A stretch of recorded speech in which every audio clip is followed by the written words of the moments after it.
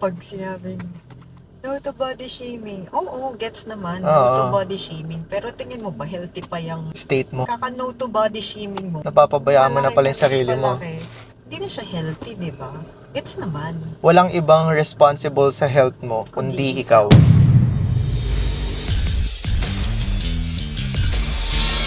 Para sa'yo, ano yung pinakamahirap na part ng pagdadayat mo? Ngayon, dahil kakatapos lang ng bagong taon. Ah, Feeling ko ngayon, wala. Kasi nakakondisyon na yung utak ko na kailangan ko mag-get back on track. Tapos, nakain ko naman na kagabi yung mga gusto kong kainin. Wala, siguro yun nga. Nandun na kasi yung discipline Kaya ang hirap masabi na mahirap. Pero kung wala kang discipline, yun lang naman kasi yung challenge no? Oo. Sa pagdadayat kasi, kung iisipin mo, yun lang talaga yung challenge. Like, hindi naman siguro sa lahat. Okay, sige. Pagpalagay na lang natin sa part natin. Sige, Na kung kaya- lifestyler lang. Kaya naman ganun. mabili yung mga basic needs or hindi naman expensive yung pagdadayat. Mas expensive pa nga yung bumibili ka lagi. Bibili ka lagi sa labas. Pagkain ng mga lutong pagkain, di ba? Pero kung iisipin mo, pag nag-diet ka talaga, nag-track ka, nagkaroon ka ng knowledge kung paano talaga magbilang ng pagkain, doon mo ma-realize na mas nakakamura ka pala pag nag-diet ka, di ba? Or kumain ka ng tama. Or magpe-prepare ka ng pagkain mo talaga. 'Di ba? Hindi nakaka-save ka pa ng pera mo, 'di ba? Okay, kasi nasabi mo, di ba, na madali lang naman magpe-prepare ka ng pagkain mo, mura lang. Syempre, yung pagpe-prepare mo ng meals mo, time-consuming yun, di ba?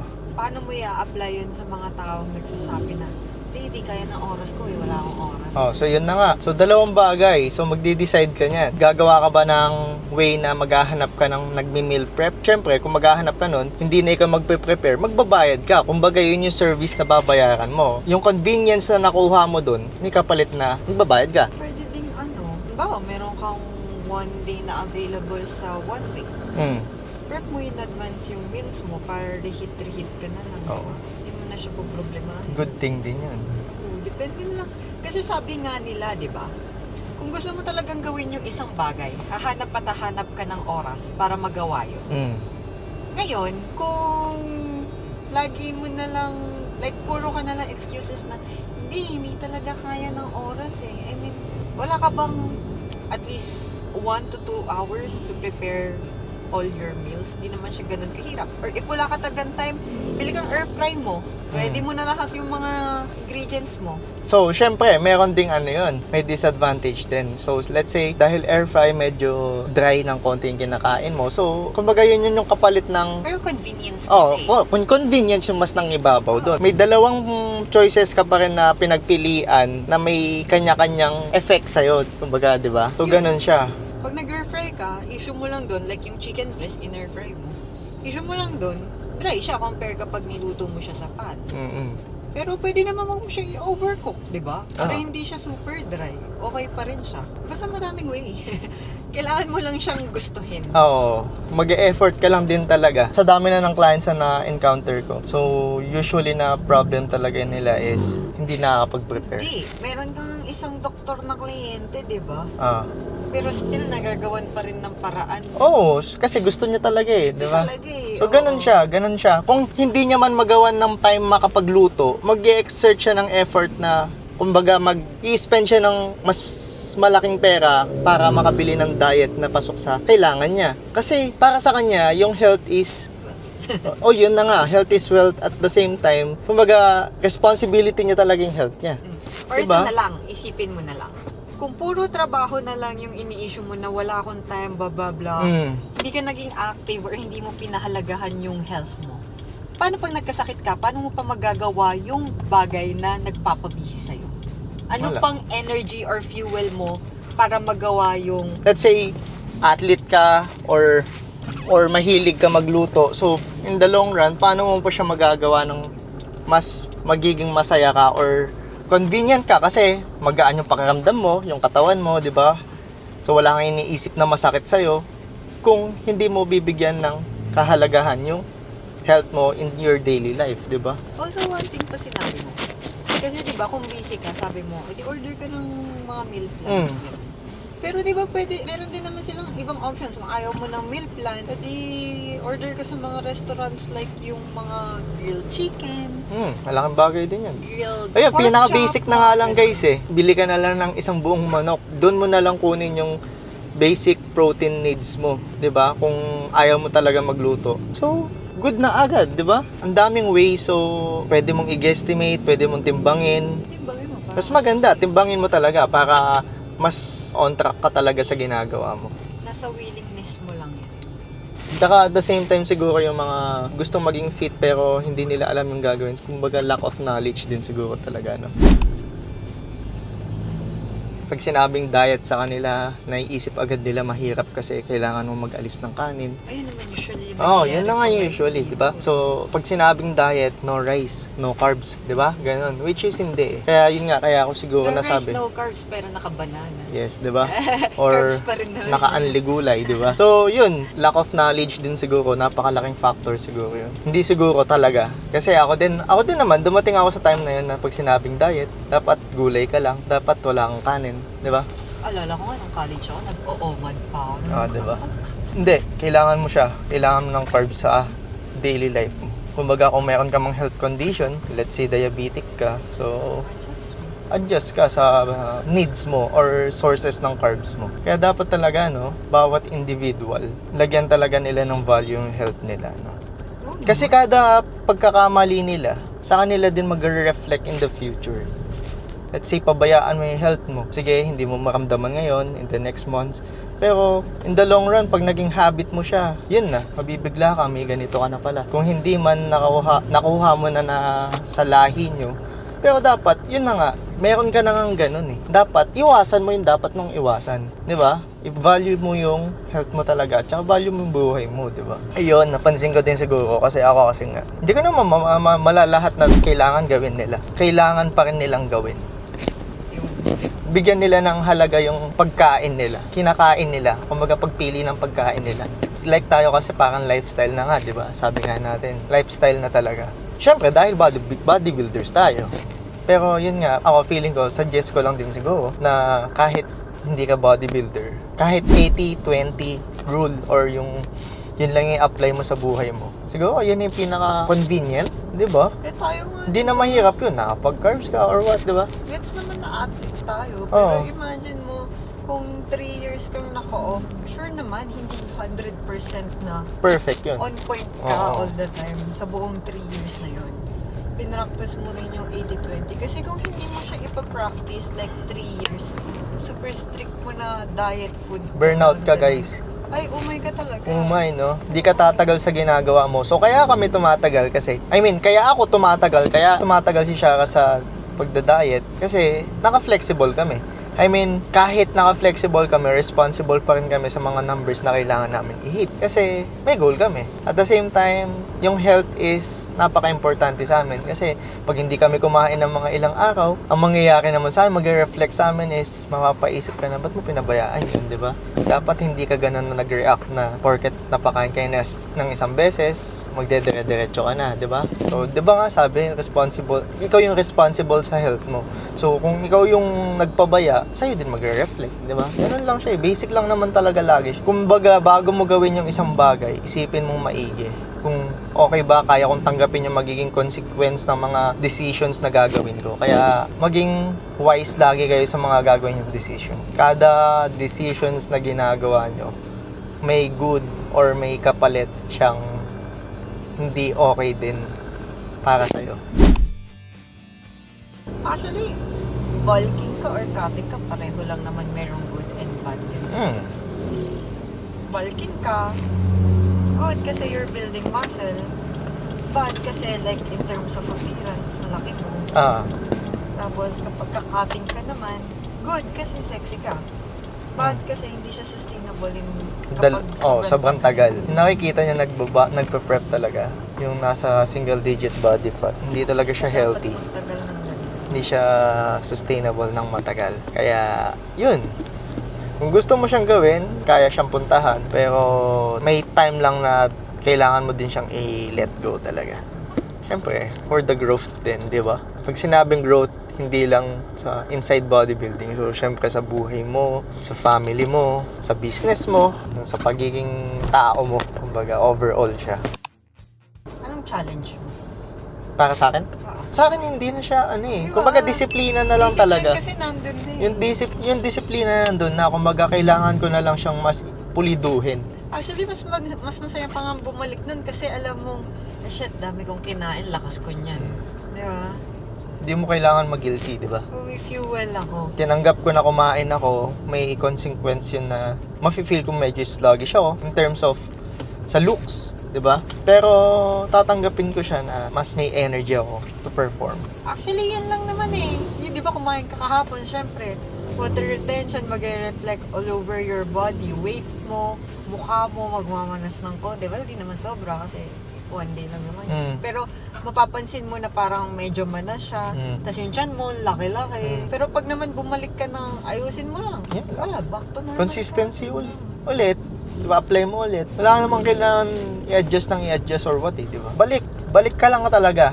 Bumalik ka lang sa dapat mong balikan. Huwag mong gawing complicated kasi kung may idea ka na, bumalik ka lang talaga. Huwag mo na yung, sige, bukas na lang. Kasi ako, alam mo yung problema ko ng pandemic. Iniisip ko nun, okay lang, ganda yung tsura ko. Wala namang makakakita sa akin. Nandito lang naman ako sa bahay. Nag-work lang naman ako sa bahay. Or even after pandemic. Dito lang naman ako sa bahay. Wala namang makakakita sa akin. Ano naman kung mataba ako. Lagi naman akong nakapambahay lang, naka-oversize na damit. Hanggang sa, hindi ko na napansin na ang laki na pala ng nilaki ko. After nun, bumalik na ako kasi yun na yung time na pagpa-prep mo na ako nun eh. As in, wala akong mapahal sa anong tsura ko. Mali yan guys Like say yung sinasabi natin, no to body shaming, pero in reality, pinapabayaan mo yung katawan mo. May nakita kasi akong post na ganun. Dapat... Medyo taboo topic kasi siya eh. Na pag sinabi niya, no to body shaming. Oo, gets naman. No to body shaming. Pero tingin mo ba, healthy pa yung state mo? Diba? Kaka-no to body shaming mo. Napapabayaan mo na pala yung sarili mo. Hindi na siya healthy, di ba? Gets naman. Walang ibang responsible sa health mo, kundi ikaw. Yun lagi yung itatak nyo sa sarili nyo. Walang ibang gagawa nun, kundi ikaw. Kaya kung tatanda ka... Or, ganito na lang. Tumanda ka, may sakit ka, tas hindi ka pa rin mindful sa mga kinakain mo. That's on you. Or wala kang knowledge sa kinakain mo kung ano ba yung effect nito, ano yung mga ganito, ganyan, di ba? I mean, let's say, high blood ka na, kain ka pa rin ng lechon. Sa'yo na yun. Nasa iyo na yung issue nun. Kasi alam mo nang high blood ka, tas kain ka pa rin ng kain ng lechon. Or diabetic ka, kain ka pa rin ng kain ng cake.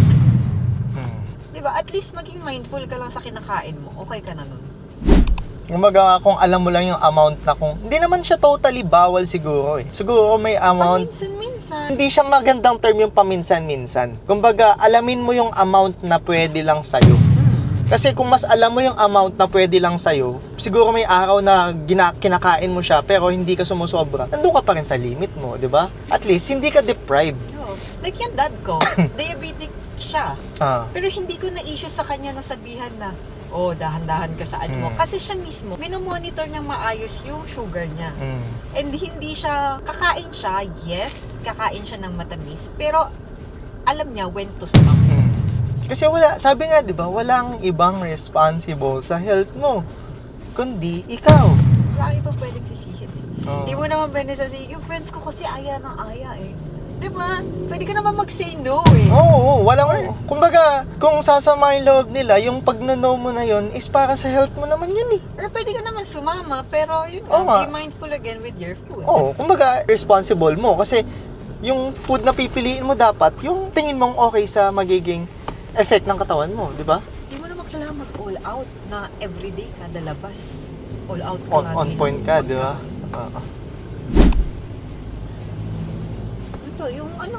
Yung bulking natin, naging masaya lang din naman dahil may mga days na off, napapa-off, like pag may travel, may mga araw na ganyan. Pero, alam namin na yung, let's say, yung protein namin, na-hit namin, kahit papano, ina-eyeball namin or meron kaming timbangan na dala. Nagtatrack pa rin kami.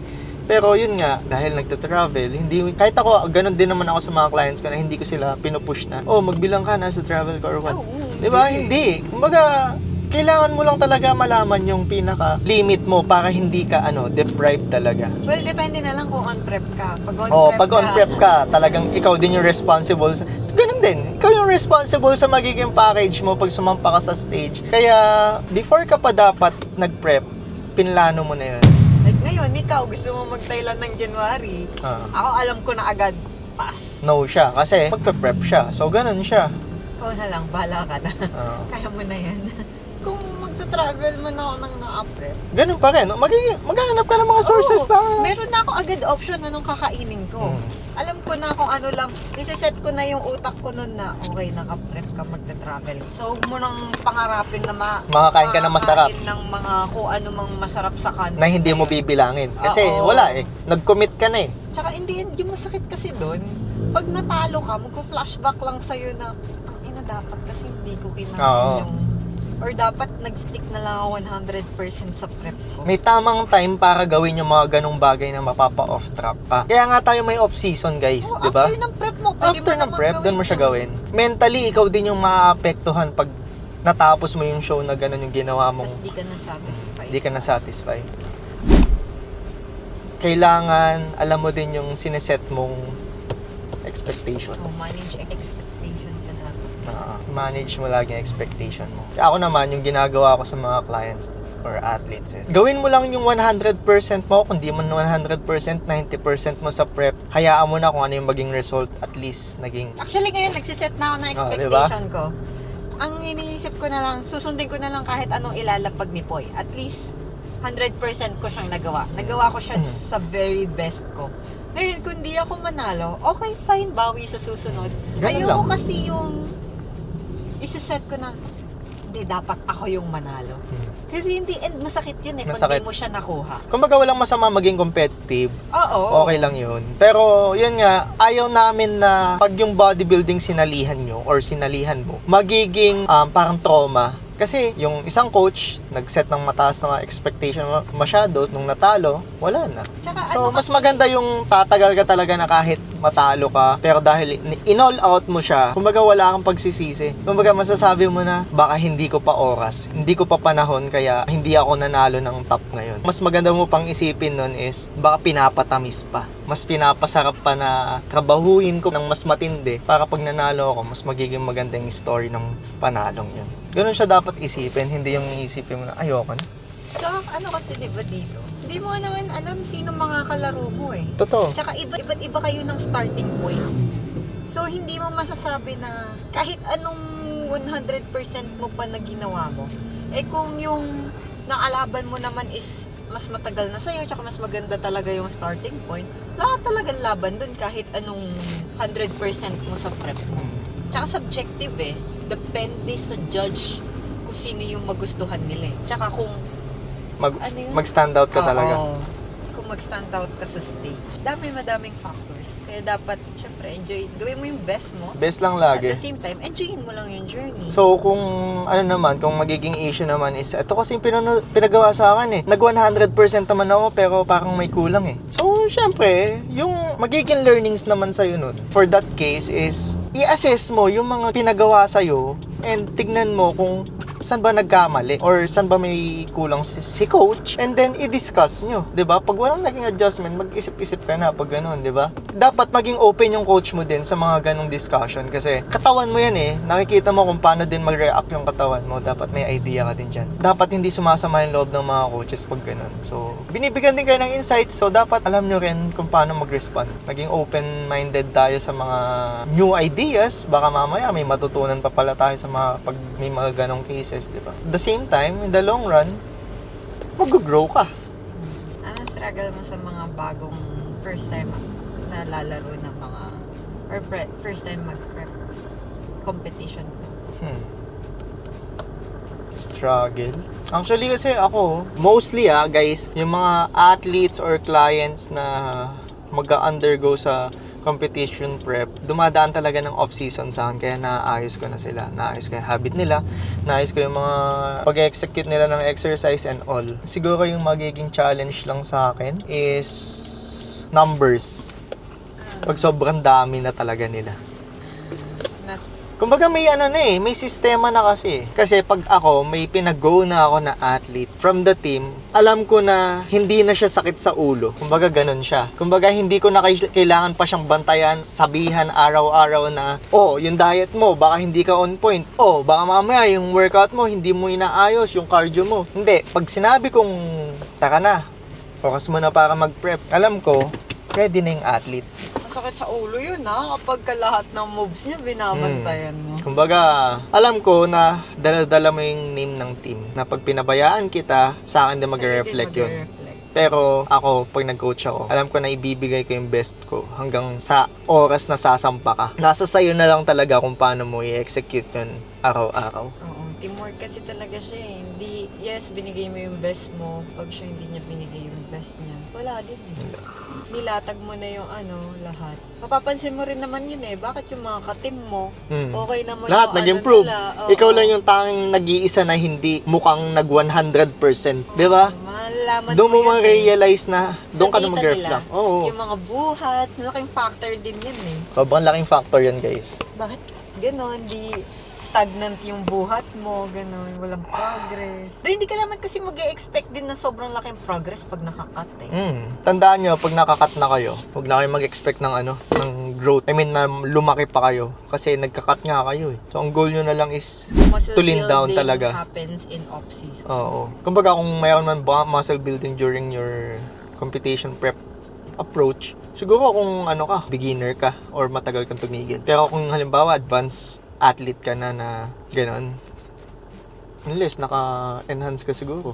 Diba? Hindi ko alam eh. Pero ganun siya eh. Kaya dapat talaga pahalagahan niya yung off-season. Napakalaking factor niyan. Kumbaga wala naman nagmamadali or wala naman timeline or what kung kailan ka lalaro. Kumbaga ikaw lang nagsiset ng timeline sa sarili mo na hindi, laro na ako.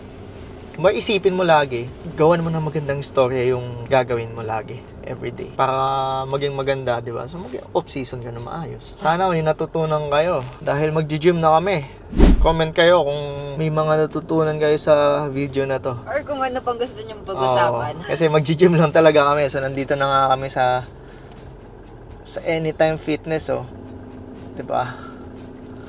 Pwede natin pag-usapan baka sakaling meron kaming may share sa inyo. So yun guys, kung gusto nyo makita yung mga progress ng mga, yung mga feedback, yung magiging mini cut progress or yung competition prep progress ni Shara. Para sa season A, kung pwede nyo kaming i-follow sa Instagram, PoyPoyPauliPH and Shaka Pacheco. so, salamat sa time nyo. Don't comment to like, comment, and share. No, don't forget Ano ba sabi ko? Don't comment. So sana may natutunan kayo and don't forget to like, comment, and share and see you in the next one. Peace.